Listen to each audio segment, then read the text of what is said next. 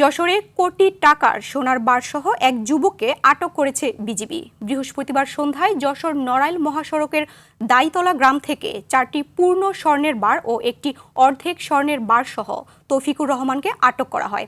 তিনি শার্শা উপজেলার রূপদাহ গ্রামের বাসিন্দা। পরে তাকে কাতোয়ালী থানায় হস্তান্তর করা হয়েছে। ৪৯ বিজিবি যশোর ব্যাটালিয়নের অধিনায়ক লেফটেন্যান্ট কর্নেল গোলাম মোহাম্মদ সাইফুল আলম খান জানান, ঢাকা থেকে স্বর্ণ নিয়ে বেনাপোল হয়ে ভারতে পাচারের সময় তৌফিকুরকে আটক করা হয়। পরে তার দেহ তল্লাশি করে 4টি পূর্ণ ও একটি অর্ধেক স্বর্ণের বার উদ্ধার করা হয়। উদ্ধার করা স্বর্ণের মোট ওজন 535 গ্রাম।